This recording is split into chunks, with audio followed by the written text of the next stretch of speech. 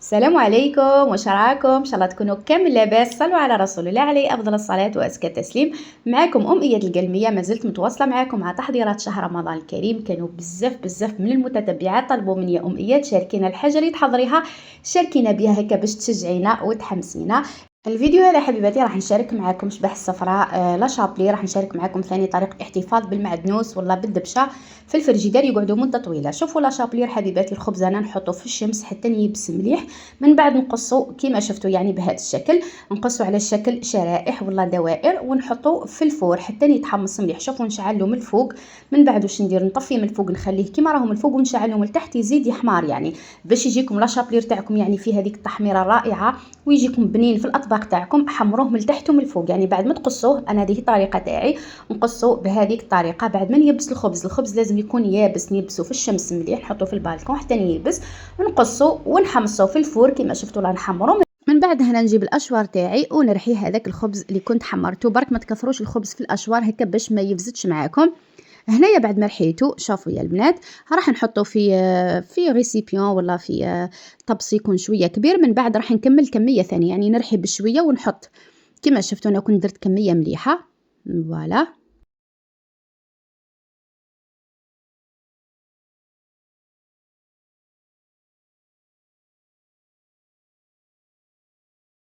هاي لكم هنا صورت لكم البلاص تاني. شوفوا كيفاه راني ندير في لاشابلي في الخبز تاعي بعد ما يبسته. هنا راهو يابس في الشمس. شوفوا كيفاه نجيب الموس تاع المنشار ونقصه بهذه الطريقه ونحطه في البلاطو باش نحطه في الفرن يتحمر. شوفوا كيفاه يا البنات كي يكون يابس الخبز راح يتقص معاكم بكل سهوله. ونحط الخبز تاعي يتحمر في الفور. هاوليكم هذاك اللي رحيته في الاشوار. من بعد راح نفوتو على سيار ولا صفايه، الاحسن نديروا السيار خير هكا باش تكملوا ليه ونغربلو كامل هذاك لاشابلير اللي كنت رحيته في الاشوار، لانه يا البنات مش راح يترحى بودر كيما تغربلوه. كيما شفتوا جبت انا صفايه هاي ليكم ونغربل كامل هذاك الخشين، مش راح نرميه راح نعاود نرحيه، يعني نحطه في الاشوار ونزيد نعاود نصفيه ونحطه في الاشوار حتى يتلم هذاك الخشين كامل ونعاود نرحيه للمره الثانيه هكا باه ما نرمي والو من هذا الخبز. كيما شفتوا راح نكمل نغربل كامل الكميه اللي عندي. وشوفوا الكميه اللي تحصلت عليها، يعني ما شاء الله درت زوج بلاطوات تاع الكويزينيال البلاطوات الكبار، تحصلت على كميه ما شاء الله. شوفوا حبيباتي انا يا لا شابلير تاعي ما نكهوش، يعني ما نديرلو حتى تابل كيما راهو، مام الملح ما نديرلوش لانه يعني الخبز راهو مالح طايب في الملح.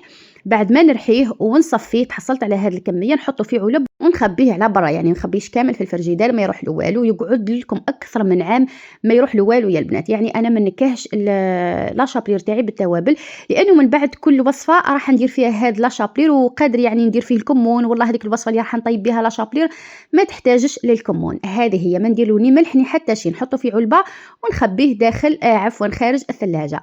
نجيو هنايا عندي المعدنوس وعندي الدبشه اللي هي الكزبر. شوفوا بعثت وليدي يا البنات للخضار جاب لي هذه الربطه تاع الدبشه والربطه تاع المعدنوس بحملوا كيما شفتوا ذابلين، يعني حالتهم حاله. انا دائما كي نشري انا ولا يشري الزوج نحب نخير ونجيبهم هكا من عين الله الله وخضوره. شوفوا جابهم ذابلين. اول حاجه نحيه من هذاك الخيط تاعهم كيما شفتوا، يعني هذه الطريقه تصلح بزاف في شهر رمضان الكريم. هكا راح يقعد لكم المعدنوس ولا اي حشاوش تاعكم يقعدوا لكم محافظين على اللون تاعهم. انا نحيت كامل هذوك اللي فاسدين، بعد ما نحيت الخيط حليته ونحيت كامل هذوك اللي فاسدين، خيرت هذه الرابطه كيما شفتوا يكونوا جدد ولازم ما تكون فيها حتى قطره تاع ماء. اذا شفتوا الدبشه ولا المعدنوس ولا الكرافس تاعكم شمخين نشفوه مليح من الماء باش ديروا هذه الطرق اللي راح نشاركها معكم. جبت هنا علبه تاع الزجاج كيما راكم تشوفوا، هذه الطريقه شاركتها معكم العام اللي فات وبزاف اللي جربوها وعجبتهم.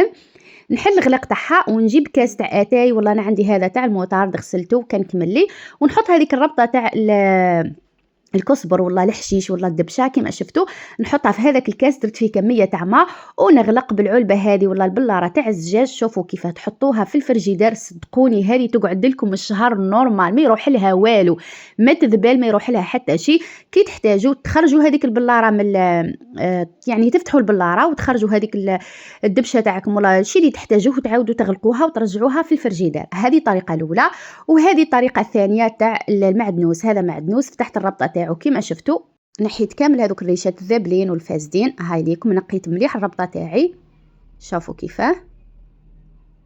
وهذيك الدبشه اللي درتها في البلاره كنت نقصت منها كميه، راح نعتلكم ولا نشارك معكم الطريقه الثالثه بها.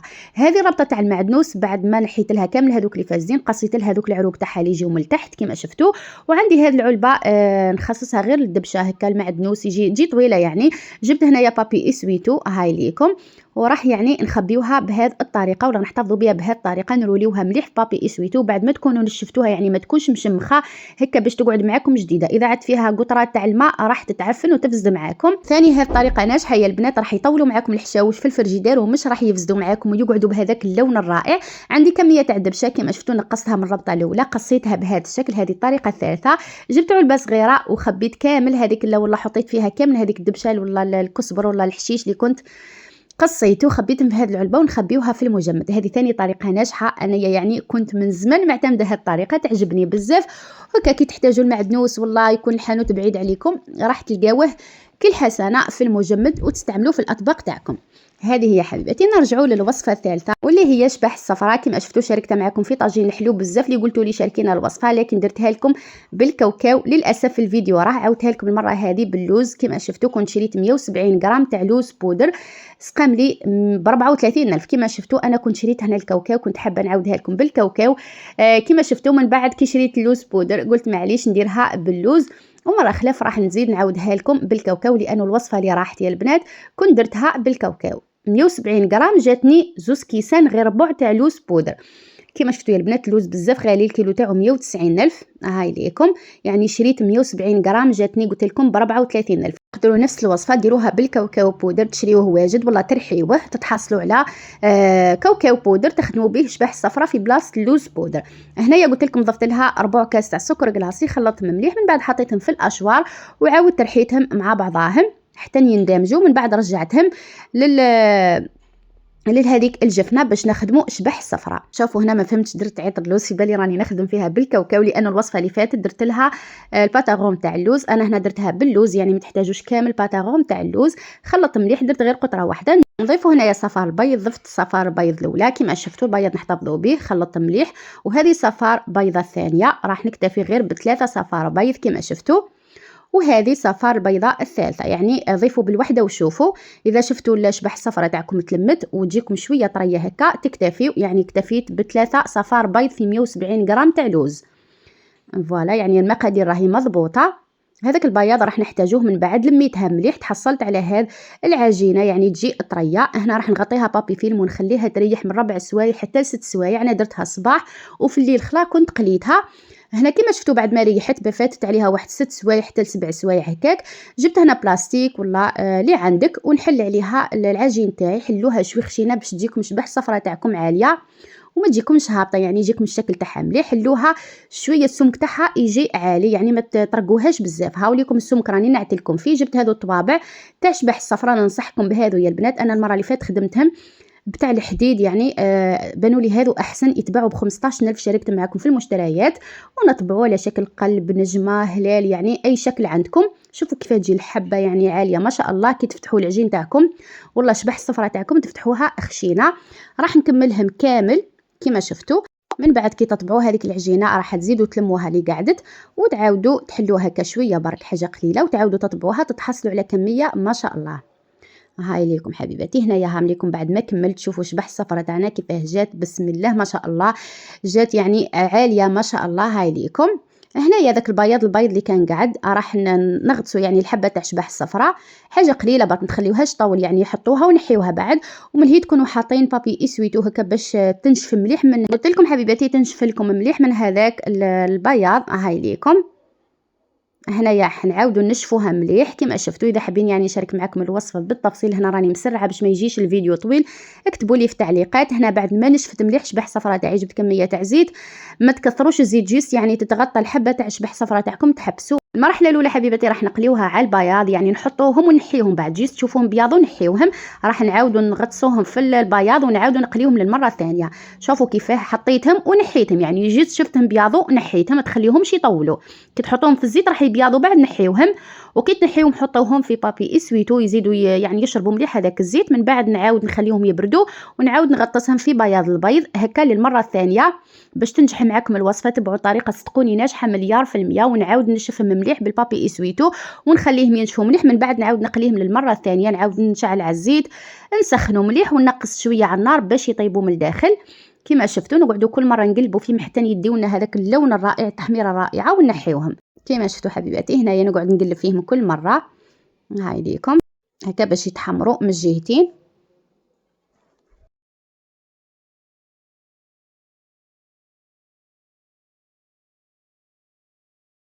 وهنايا بعد ما داو هذيك التحميره الرائعه كما شفتوا نحيوهم نحطوهم فوق بابي اسويتو هكا باش يمتص كامل هذيك الكميه تاع الزيت.